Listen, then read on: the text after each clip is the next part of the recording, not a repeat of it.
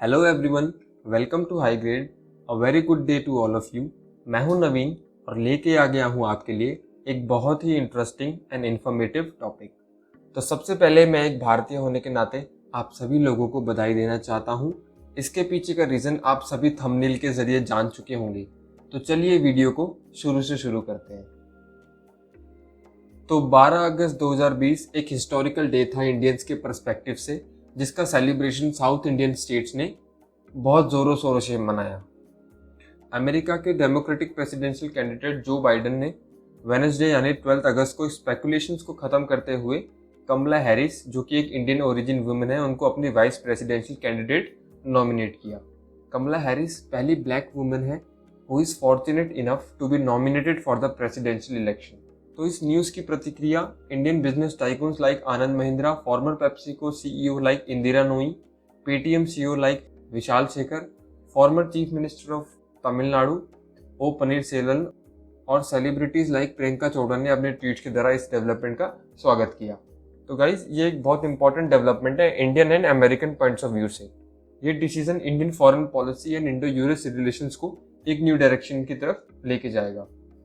तो सबसे इम्पॉर्टेंट बात ये निकल के आ रही है कि जो बाइडेन ऑलरेडी 77 साल की उम्र के हैं, इट इज़ लाइकली कि अगर बाइडेन राष्ट्रपति बनते हैं तो वो सेकंड टर्म के लिए उम्मीदवारी पेश नहीं करेंगे। इसलिए कमला हैरिस एक स्ट्रॉन्गेस्ट कंटेंडर होंगी अगले टर्म में राष्ट्रपति के पद के लिए, जो कि बहुत इंपॉर्टेंट है as far as Indian perspective is concern.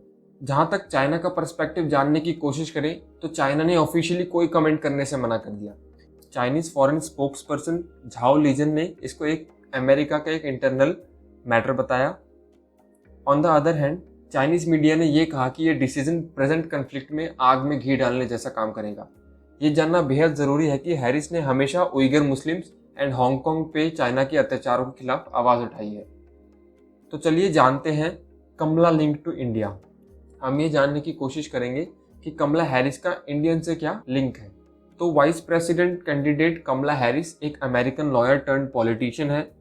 Her mother was an Indian origin woman. Kamala की मदर श्यामला गोपालन तमिलनाडु की रहने वाली थी before moving to US as a breast cancer scientist. Her father was an Jamaican origin. और अगर आप कमला Harris की biography जानना चाहते हैं तो आगे आने वाली वीडियो को जरूर देखें जो स्पेसिफिकली इसी टॉपिक को कवर करेगी। So it is very interesting to know, Kamala Harris के कैंडिडेचर के अनाउंसमेंट के बाद उन्होंने बर्नी सैंडर्स का 2016 का रिकॉर्ड तोड़ दिया, सबसे ज़्यादा डोनेशन एक दिन में जुटाने की। सो लेट अस नो कि कमला हैरिस का नॉमिनेशन इंडिया के लिए कैसे रेलेवेंट है। सो कमला का रेलेवेंस सिर्फ इसलिए नहीं है क्योंकि उनकी रूट्स इंडिया से जुड़ी हुई हैं, बल्कि इसलिए भी है क्योंकि उन्होंने इंडिया से रिलेटेड बहुत से इश्यूज पर अपनी आवाज़ उठाई है। उन्होंने H1B वीज़ाज होल्डर्स का जो इशू था, जो इंडियन प्रोफेशनल्स से डायरेक्टली कनेक्टेड था, उस पर भी अपने इंटेलेक्चुअल व्यूज देते हुए ट्रंप एडमिनिस्ट्रेशन के खिलाफ स्ट्रांगली आवाज़ उठाई थी। She connected her voice to H4 visas which is issued to wife of H1B visas holders. Kamala Harris ने चाइना में किए जाने वाले उइगर मुस्लिम पे अत्याचारों का पुरजोर विरोध भी करा है। She has also expressed her views on revocation of article 370 by Indian government. तो ये सारे इश्यूज कमला हैरिस का कैंडिडेचर इंडिया के लिए रेलिवेंट बनाते हैं। Kamala Harris Jaishankar Jayapal controversy के विवाद के चलते लाइमलाइट में आई थी। So let me first tell you ये कंट्रोवर्सी क्या थी। So in December 2019 foreign minister Jaishankar जब अमेरिका गए तो उनकी meeting US foreign affairs committee से इस वजह से कैंसिल हो गई कि उसमें एक कांग्रेस वुमन प्रामिला जयपाला भी इंक्लूड थी। जब इंडियन डेलीगेट्स ने प्रामिला के एग्जिस्टेंस पे सवाल उठाए तो कमेटी के चेयरमैन ने लास्ट मोमेंट पे मीटिंग को कैंसिल करने का डिसीजन दिया। तो आप ये सोच रहे होंगे कि क्यों इंडियन डेलीगेट्स ने एक कांग्रेस वुमन का मीटिंग में होने पर सवाल उठाए, and the reason dates back to the issue when India revoked article 370। Pramila Jayapal एक यूएस कांग्रेस वुमन है जिन्होंने इंडियन गवर्नमेंट एक्शन को क्रिटिसाइज किया था एंड सीनेट में भी उसकी आवाज उठाई थी। इसी के प्रोटेस्ट में एस जयशंकर के डेलीगेट्स ने जयपाला का एग्जिस्टेंस को क्वेश्चन किया था। तो इस मीटिंग के कैंसिल होने के बाद कमला हैरिस ने यह बयान दिया कि फॉरेन गवर्नमेंट का यूएस कांग्रेस को यह बताना कि कौन मीटिंग में अलाउड है और कौन नहीं, ये सही नहीं है। Therefore she extends her supports to Pramila Jayapal which makes it's a controversial statement. तो ये कुछ इंसिडेंट है जो कमला हैरिस का nomination Indian point of view से बहुत क्यूरियस बनाते हैं।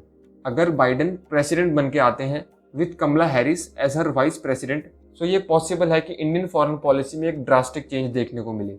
हाउएवर, तब तक के लिए let us hope for the best, and जो भी अमेरिका को रूल करे it should be in interest of India. तो अगर आपको ये वीडियो पसंद आई हो तो प्लीज़ चैनल को सब्सक्राइब करें और वीडियो को लाइक करें। जय हिंद।